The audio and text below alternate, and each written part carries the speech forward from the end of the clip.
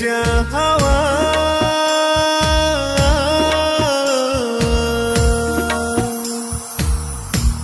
তাকে ছুঁয়ে যা তারি কাছে বলে আমারই কথা তারি কাছে বলে। শুরু করছি আমাদের আজকের রূপান্তর। আমার সাথে আজকে যারা রয়েছে আপনাদের প্রিয় মুখ এবং দুটো দম্পতি, মিষ্টি দুটো দম্পতি, যাকে আমরা বলি সুইট কাপল। হ্যাঁ, তো আমি কোত্থেকে শুরু করব? আমার একদম ডান পাশে রয়েছে রাজা বশির, আসসালামু আলাইকুম। তার পাশে রয়েছে ওর ওয়াইফ রুনা বশির, আসসালামু আলাইকুম। বা পাশে রয়েছে আমাদের আমরা কি বলি জিজু, দুলাভাই, দুলাভাই ডিবি হচ্ছে দুলাভাই, ডিবি। হ্যাঁ, মাসুদ ইকবাল ভাইয়া, আর হচ্ছে আমার তো প্রিয় মুখ তার স্ত্রী হুমায়রা বশির। তো এই চারজনে কিন্তু আজকে আমি দেখছি একই কালারের কাপড়। কালারের বিষয়টা হচ্ছে সবসময় আপা, আচ্ছা, সবসময় ম্যাচিং এর যে বিষয়টা, কালার কিভাবে ম্যাচ করতে হবে, ড্রেস কি হবে না হবে, সব ডিসিশন ওর কাছ থেকে আসে। তা আজকেও রীতিমতো ওর কাছ থেকে আসছে। সবাই কি ভালো লাগছে, একটা ম্যাচিং ম্যাচিং একটা ব্যাপার আছে। হ্যাঁ, মাঝখানে আমি গ্রিন পরে ফেললাম, তাই না? তো এই যে তোমাদের পরিবারটা, হ্যাঁ, তোমাদের পরিবার নিয়ে আমরা আজকে বসেছি, আমরা কিছুটা সময় কাটাবো, তোমাদের গান শুনবো। আমরা একটু যেতে চাই, একটু বিয়ের গল্পে যেতে চাই। পরিচয়, প্রথম পরিচয়টা কেমন ছিল? আগে হুমায়রাটা শুনি। হ্যাঁ, নিশ্চয়ই। আমরা তখন এমবিএ পড়ছি আর কি। আচ্ছা, তো এমবিএ পড়ছি, তো রাজা আমার ভাই, ও একটু লক্ষ্য করলো এবং আমার আশেপাশেরও যারা মানে আমার ফ্রেন্ড সার্কেলরা যারা ছিল তারা একটু লক্ষ্য করলো যে সে একটু মানে একটু বেশি ইম্পর্টেন্স দেয় আর কি। তো তখনও আমরা কিন্তু একই ক্লাসে, তো আমরা তখন বুঝিনি, মানে তারপরে বলছে যে রাজা বলছে যে না, এ তো মনে হয় আপা তোমাকে মনে হয় মানে একটু আলাদাভাবে দেখছে। তো আমার আরো কিছু ফ্রেন্ডরা ছিল, ওরাও সবে বললো। তো একদিন কি হলো, আমাদের ওসমানী মিলনায়তনে বেশ বড় একটি মিউজিক্যাল ইভেন্ট ছিল। এখানে অনেক শিল্পীরা ছিলেন, তো ওদের মধ্যে আমরাও ছিলাম। তো তখন রাজা মানে আমাদের ক্লাসে যারা যারা ছিল তাদেরকে ইনভাইট করেছিল, সঙ্গে ইনিও ছিলেন আর কি। তো তো তারপর সে আমাদের ওখানে গেলাম। তো তারপরেই ফোন আসলো আর কি, পরে গান টান হওয়ার পরে ফোন আসলো। তো সে বলল যে গান তো খুব ভালো গান। তো আসলে ইনফ্যাক্ট আমি তখন জানতাম না যে মানে আমার শ্বশুর যে উনি, আর আমি স্কুল লাইফ থেকে একটু গানের ছিল, আমার নেক ছিল। আর যেটা ছিল যে আমি ওনার গানগুলো প্রায় শুনতাম, ইভেন অন্য শিল্পীদের শুনতাম। তো আমি গানগুলো আগে তো রেডিওতে যখন বাজতো, টিভিতে যখন দেখাতো, তখন ভাবতাম যে যারা মানে লিপসিং করছে তারাই বুঝি গাচ্ছে এই গান শুনছে। কিন্তু পরে আমার এই জিনিসটা বুঝতে পারলাম যে না, আসলে বিহাইন্ড দ্য সিন যারা থাকেন তারা কখনো দেখা যায় না। তো আমি প্রায় সময় ট্রাই করতাম যে গানগুলোকে যখন শুনতাম ওগুলো মনে রাখার জন্য। তো কিছু কিছু গান ছিল যে, যেমন আপনার ইচ্ছা যারে যাবে যদি যা, হ্যাঁ, এই গানটা আমি অনেকবার ট্রাই করেছি যে আমি মনে রাখার জন্য, কিন্তু তখন মানে এত ফাস্ট হতো গানগুলো যে ওই মনে রাখার মতো সময় ছিল না। আর পরবর্তী যখন আমি এখানে শুনলাম তখন মনে করলাম আরে এই গানগুলো সেই গানগুলো।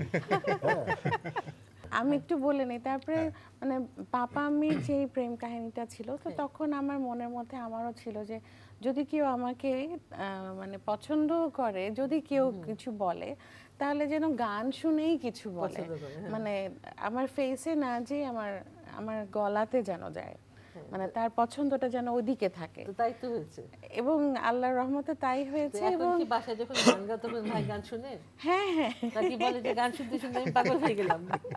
না না, পাগল হয়ে যায় না, মনোযোগ দিয়ে শোনে। এবং সবচেয়ে বড় কথা, আমার শাশুড়িও এসে শোনেন। বাহ, মানে আমি যখন রেয়াজ করি তখন আমার শাশুড়িও এসে আর শোনে। আজকে আমার অনেক ভালো লাগছে যে উনি আমাদেরকে সময় দিয়েছেন। ইসে ইনভাইট করেছেন। ভাই, তো এটা এটা কোনো কথা আমার হলো? জন্য আপনার একটা- মিউজিক ভিডিও আজকে আমি দেখাবো। ভাইও যে গান প্রথমে আসলে পরিচয় হলো, দেখা হলো প্রথমে পাপার ওখানে, মানে পাপার কাছে গান শিখতে যেতাম, ওখানেও আমাকে প্রথম দেখে বলে, প্রথম দেখাতেই বলে পছন্দ। আব্বা তো রাখি বন্ধন করতেন না, তো রাখি বন্ধনেই রাখি বন্ধনেই আমার চোখে পড়ে গেল, লাই এটা তো একটু অন্যরকম। ভুল যদি হয় মধুর এমন হোক না ভুল, ভুল যদি হয় মধুর এমন হোক না ভুল।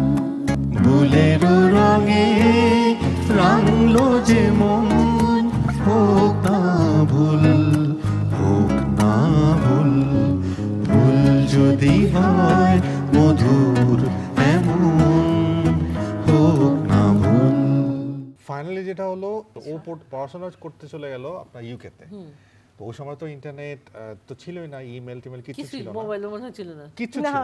আর আমাদের বাসায় টিএনটি ফোনও ছিল না, আমাদের পাশের বাসায় টিএনটি ফোনে ওর সাথে আমার হালকা পাতলা একটু যোগাযোগ হতো। আচ্ছা, তো এই যে গ্যাপ হলো, একেবারে 14 বছর পরে ও আসলো যখন আব্বার ক্যান্সারের নিউজটা আচ্ছা। লিক হলো। আচ্ছা, তো তখন ও শুনে আব্বাকে দেখতে আসলো, ও আর নীলা আপা মানে বড় বোন দুজনেই গান শিখতো। তো ওই 14 বছর পরে তখন আমি হঠাৎ করে আমি ওকে দেখে জানি ও প্রেমটা জেগে উঠলো। কিন্তু এর মাঝখানে একটা ছোট্ট ইয়ে আছে যে আমি কখনোই বিয়ে করব না বলে আমি সিদ্ধান্ত নিয়েছিলাম। আর আরেকটা ডিক্লেয়ার করেছিলাম যে কোনোদিন যদি ও ব্যাক করে তাহলে হয়তো বা ডিসিশন চেঞ্জ করবে, এরকম ওর ইচ্ছা এটা অনুযায়ী। আপাকে বলেছে? আপাকে না, আম্মিকেও বলেছিলাম। আচ্ছা। তো পরে আলটিমেটলি ওটা হলো, যখন হঠাৎ করে দেখলাম তখন আপা বললো কি রে ও তো চলে আসলো এখন, তা আমরা দাদার আগে দেখি, জিজ্ঞেস করে দেখি ওর কি অবস্থা। এখন 14 বছরের গ্যাপ সবকিছু আছে, মিলে হ্যাঁ। তারপর আল্লাহ তরফ থেকে গিয়েছিল, পরে আপাই সব Manage করে ফেললো। ম্যানেজ করলো, বাসায় বলা বলি। আব্বার জন্মদিনের দিন আমরা বললাম, ও বলল যে ও একটা ডিসিশন শোনাবে। আম্মি তো কিভাবে জানি জেনে গেল। হ্যাঁ, তো আমার এটা মনে আছে যে পাপা সোফায় বসা ছিল, আমি একদম নিচে বসে পাপাকে এইভাবে ধরে, হ্যাঁ। মানে কোনোভাবে যেন পাপা মুখ দিয়ে না না বলতে পারে, ওই স্কোপই দেই নাই। প্যারেন্টসরা বাধাও দিতে পারতো। হ্যাঁ, হ্যাঁ, কিন্তু ওদের মনটা কত বড়, গানের মানুষ তো সেজন্য। হ্যাঁ। ও ফ্যামিলির কথা যখন আসলো, এটা আমি বলবোই, মানে আসলে এরকম ক্লোজ নিট ফ্যামিলি আমি আসলে দেখিনি কখনো। এটা বলার অপেক্ষা রাখে না, সবাই তো ওকে চিনে, কিন্তু আমি বলবো আমি অনেক ভাগ্যবতী সব দিক থেকে। সব দিক থেকে শুধু ও না, মানে আপাও আমাকে যেভাবে টেক কেয়ার করেন, মানে ধরেন তো বড় অনেক বোন আদর করে, হিসেবে, অনেক। বড় বোন হিসেবে ধরেন শাসনের জায়গায় শাসন, আবার আদরের জায়গায় আদর, এই জিনিসটা আমার খুব ভালো লেগেছে আপার। মানে এটা, মানে আমি যদি কোনো ভুল করে থাকি আপা আমাকে ডাইরেক্ট বলবেন, এটা কিন্তু সবাই পারে না বলতে, হ্যাঁ, না, স্পেশালি অনেক ভাইয়ের sweet। বউকে। কিন্তু আপা এই জিনিসটা এত সুন্দর করে মানে ধরে রেখেছেন আমাদের সম্পর্কটা, এটা আসলে থ্যাংক ইউ সো মাচ। এখন ভাই বলেন, ওয়াইফ হিসেবে কেমন? ওয়াইফ হিসেবে সে অবশ্যই ভালো। সে খুব সুইট, এখন তো দুজন অনেক ভালো আছো, সংসার আল্লাহর করছো, রহমতে, আল্লাহর গান বাজনা নিয়ে কি করছো বলো, কাজ কি করছো লেটেস্ট? কাজ তো লেটেস্ট কিছু নতুন কিছু কাজ করছি এবার আসার পরে। দর্শক কি পাচ্ছে সামনে? এবার যেটা প্ল্যান হচ্ছে যে আগামী 2025 সারা বছর ব্যাপী আমাদের সাগম সাউন্ড স্টেশন থেকে গান রিলিজ হতে থাকবে। একটা হচ্ছে মেলোডি জাংশন সিজন 2 আমরা নিয়ে আসছি। মোট 9টা গানের কাজ হয়ে গেছে, 9টা গান টোটাল হয়ে 12টা গান নিয়ে আমরা কাজ করছি। বিভিন্ন শিল্পীরাও থাকছেন ওখানে, আমি আছি, আপা আছেন, দেশে আরও বরেণ্য শিল্পীদেরকে নিয়ে আমার সুরে, আর শিফাত শাহরিয়ার ভাইয়ের লেখা সবগুলো গান থাকবে। আর কিছু গান করছি, হোস্টিং কে করবে? হোস্টিং রীতিমতো আপা। আর যেটা হচ্ছে যে আশিস দেব রয়, উনি নিউ ইয়র্কের বাসী, উনি ওখান থেকে কিছু কাজ করছেন, ওনার কিছু গান আমরা করছি। আচ্ছা। আর আল্লাহর রহমতে কিছু ছবির কাজও আমরা করব। আচ্ছা, তো আর জি। তোমাদের বাবা মায়ের জন্য তোমরা কোনো কিছু চিন্তা করেছো, আর্কাইভ করা বা কোনো কিছু? এইটা তো আপা প্রথম থেকে আমাদের প্ল্যান ছিল, ওই প্ল্যানে এখন শুনেছিলাম আমরা এটা, কাজ হ্যাঁ। করছি। এইবার যেটা হচ্ছে যে বসে আমার সম্মাননা, আমার মনে হয় এটাকে আপা তুমি বলবে। এটা 2024 এবং 25 দুটো মিলিয়েই আমরা এক বছরেই 2 বছরেরটা আমরা কভার করব আর আচ্ছা, কি। ওনাদের যে গানগুলো এত সুন্দর সুন্দর গান, ওগুলো আসলে আর্কাইভে থাকা দরকার। এবং একটা আমরা archive আর্কাইভ থাকা। করছি, এবং শুধু তাই নয় যে বাবার গানগুলোই যে আর্কাইভ করছি তা না, বাবার গাওয়া গানগুলো আমরা এখনকার জেনারেশনের যারা আছেন বা আমাদের জেনারেশন যারা আছে তাদের সবাইকে মিলেই বাবার গানগুলো আমরা গাওয়াচ্ছি। ওনারাও আমরা গাইতে চাই পারবে। যে সবাই গাক, তাহলে সবার গানটা বেঁচে থাকবে। মানে হ্যাঁ। সবার মুখে মুখে থাকুক গানটা। তো আজকের অনুষ্ঠানে হ্যাঁ আমরা তো একটু গান শুনতে চাই, নিশ্চয়ই একটু আমাদের দর্শকদের কিছু প্রেজেন্ট করবে না? নিশ্চয়ই নিশ্চয়ই। কি কি করা যায় বলো, একটা ফেমাস গান, তোমার বাবা একটা ফেমাস গান। নতুন একটা জাদুর বাক্স নিয়ে এসেছি। দেখেন ওমা, এইটুকু হারমোনিয়াম কোথায় পেলে? এটা আসলে এটাকে বলে সুরপেটি। আচ্ছা, তো সারগামের হাতে খড়ি হয়েছিল 6 মাস বয়সে, হ্যাঁ বাবার হাতেই এটা আমিও দিয়ে? ছিলেন। হ্যাঁ, আহ, তখন এই হারমোনিয়াম ছিল আমার প্রথম গিফট সারগামকে দেওয়া। আচ্ছা। তো এটা দিয়ে ও প্রথম বিসমিল্লাহ করে সারেগামা স্টার্ট করে। তো আজকে এই হারমোনিয়ামটা দিয়ে আমরা আজকে সারগাম কিন্তু মামার খুব ভক্ত না? ওরে এই বাবা, আমি দেখেছি যে মামার অনেক ভক্ত বেশি পুরো। মামার এবং খুব ভক্ত। লক্ষ্মী ছেলে ও। আমার বাসায় এসছে, আমরা যতক্ষণ গল্প করলাম ওকে ধৈর্য নিয়ে বসে থাকলো, এতটুকু বিরক্ত করলো না যে মা চলো যাই, ঠান্ডা তো করবেন, চুপচাপ আর কি। হ্যাঁ ঠিক আছে, আমরা একটু গানে কোনটা শোনাবা শুরু করি? ও গো প্রিয়তমা, আরে ওরা জানতে চেয়েছে, ও গো প্রিয়তমা, ওরা জানতে চেয়েছে।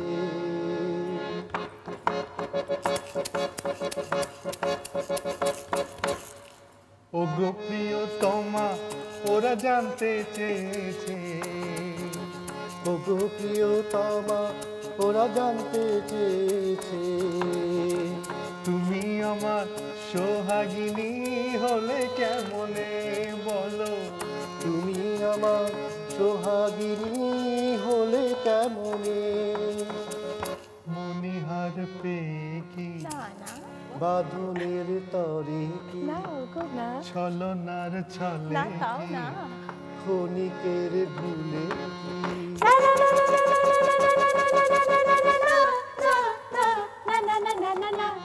ওগো প্রিয়তম জেনে কেন জানো না, ওগো প্রিয়তম জেনে কেন জানো না, আমি তোমার দামে মন কিনেছি, আমি তোমার দানে মন কিনেছি। সন্ধ্যে বিভোর হলো অন্তর, নয়নে নয়ন রেখে সুর সেজেছি, এমনি করে ওগো একদিন দুজনে খুঁজন তুলে নির্বেঁধেছি, নির্বেঁধেছি, নির্বেঁধেছি। ওগো মধুমিতা দেখে যাও সাগরে যে, ওগো মধুমিতা দেখে যাও সাগরে যে, দুজনে সুরে সুরে কথা বলেছি, দুজনে সুরে সুরে কথা বলেছি, দুজনে সুরে সুরে কথা বলেছি। Just চমৎকার, কি বলবো, এত সুন্দর। Thank you. না, না, এটা বন্ধ করলে হবে না। আরেকটা, one more, হ্যাঁ, আরেকটা। যাবে যাবে যদি যা, যারে যাবে যদি যা, যারে যাবে যদি যা, পিঞ্জর খুলে দিয়েছি, যা কিছু কথা ছিল ভুলে গিয়েছি, যারে যাবে যদি যা, যারে যাবে যদি যা।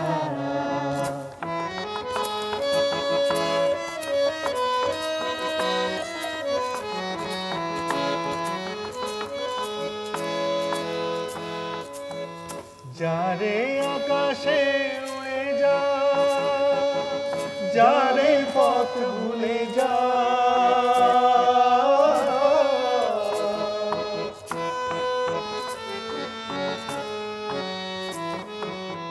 যারে আকাশে উড়ে যা, যারে পথ ভুলে যা,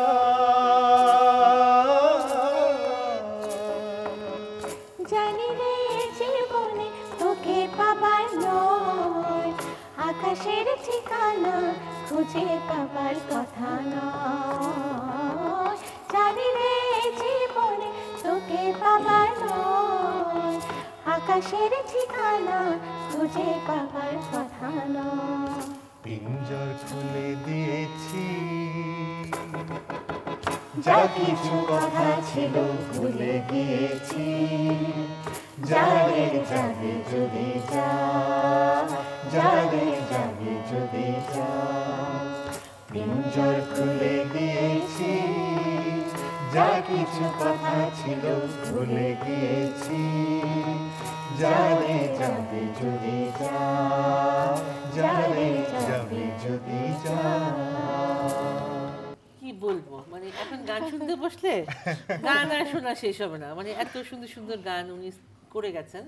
ওনার গানগুলো না শুনলে মনে হয় কি বারবার শুনি বারবার শুনি। শোনো, এই তুমি এই যে আমাদের বউ, হ্যাঁ, ওকে একটা ভালোবাসার কথা বলবে একদম মন থেকে। সারাদিন বউ বউ করো, বলো আমাদের সামনে একটু বলো।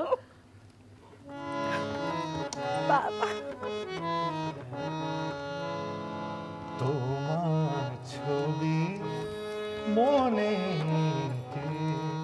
রেখেছি, তোমার ছবি মনে রেখেছি।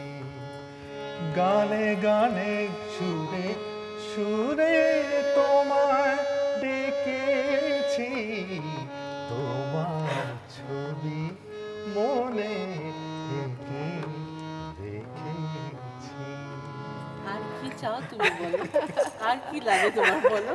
এখন তুমি কিছু বলো তাকে, তোমার ভালোবাসার কথা তাকে বলো। যে আমার কবিতায়, যে আমার গানে, যে আমার সুরে সুরে, যে আমার তানে, তুমি কি সে, তুমি কি সে, আরে তুমি কি সে, তুমি কি সে। আমি তো সেই, আমি তো সেই, আরে আমি তো সেই, আমি তো সেই। তুই ছাড়া আর কেউ না, তুই ছাড়া আর কেউ না। আমরা জানি, আমরা জানি, জানি। তুমি আমাদের বাড়ি থেকে আমরা যাবো এই পাশে, ঠিক আছে? আসলে আমি বাবু মানে রাজার মতো এত ভালো গেতে পারবো না, বাট আমি হয়তো একটু আপনার যেহেতু বলছো আমি একটু ট্রাই করে দেখতে পারি যে আমি সমস্যা পারি নেই, কিনা। সবার একটা আলাদা সত্তা থাকে। ওর চমৎকার। আমাকে দুলাভাইয়ের গানটাই শুনলাম, এটাই তো ভালো লাগছে। দারুণ লাগছে, সময় কাটাচ্ছি, মজার সময় কাটাচ্ছি, তার মধ্যে একটু শীত শীত। তুমি একটা গান করবে। পৃথিবীর সব কিছু তোমায় দেব, আমায় একটু ভালোবাসা দিও। পৃথিবীর সব কিছু তোমায় দেব, আমায় একটু ভালোবাসা দিও। হো আমায় একটু ভালোবাসা দিও। এত প্রেম কোথায় রাখবো, প্রেমের তাজমহল। আমার তো অনুষ্ঠান শেষের দিকে, আর তোমাদের কেমন লাগলো সেটা বলো আজকের আড্ডাটা। আমরা তো খুবই এনজয় করেছি। আর প্রথমত আপনাকে ধন্যবাদ, আর চ্যানেল আইকে অবশ্যই ধন্যবাদ দিব যে আমাদের প্রথম ফ্যামিলি প্রোগ্রাম চ্যানেল আইতে হয়েছিল। আম্মা সহ আমরা সবাই একসাথে বসেছিলাম, আর আজকে প্রথমবারের মতো একসাথে। রুনাকে আর ডিবিকে, মাসুদ ভাইকে এখানে নিয়ে আসা হয়েছে, একসাথে আমরা বসেছি। এটাই এটা আসলে অনেক ধন্যবাদ। আর আমারও অনেক ভালো লাগলো। তো বিদায় নিয়ে নিই দর্শকদের কাছ থেকে। আজকের অনুষ্ঠান কেমন লাগলো? এদের কিন্তু ভীষণ বন্ডিং। এই বন্ডিংয়ের রহস্যটা কি আপনারাই বের করুন তো, রহস্যটা কি? আমরা কিন্তু বলে দিয়েছি, এটা একটা ধাঁধা থাকলো। হুমায়রা এবং রাজা, ওরা দুজন কিন্তু যে বাবা মার সন্তান, একজন বাংলাদেশ, একজন কিন্তু নেপাল। সো নেপালের একটা সুর আমরা করতে করতে শেষ করে দেবো আমাদের অনুষ্ঠান। এখন যে গানটি গাইবো এটি মায়েরই গান ছিল এবং নেপালি গান। একটু যদি মিনিংটা বলি বলো, তাহলে মনে বলো, হয় হ্যাঁ। সবার জন্য ভালো লাগবে। মানে বলছে, মেয়ে বলছে যে বৃষ্টি হও বাদল সরে যাও, তাহলে আমি বিদেশ থেকে আমার মায়ের দেশটা দেখতে পাবো। বাহ, আই দেও না পানি ফাটি দেও না বাদলো মহে চুমাইতে কোদেশ বিধাতা মেরো শুনিলেও না বিনতি মোহে চুমাইতে কোদে আই দেও না পানি ফাটি দেও না বাদলো মহে চুমাইতে কোদেশ বিধাতা মেরো শুনি দেও না বিনতি মহে চুমাইতে কোদেশ মহে চুমাইতে কোদেশ মহে চুমাইতে কোদেশ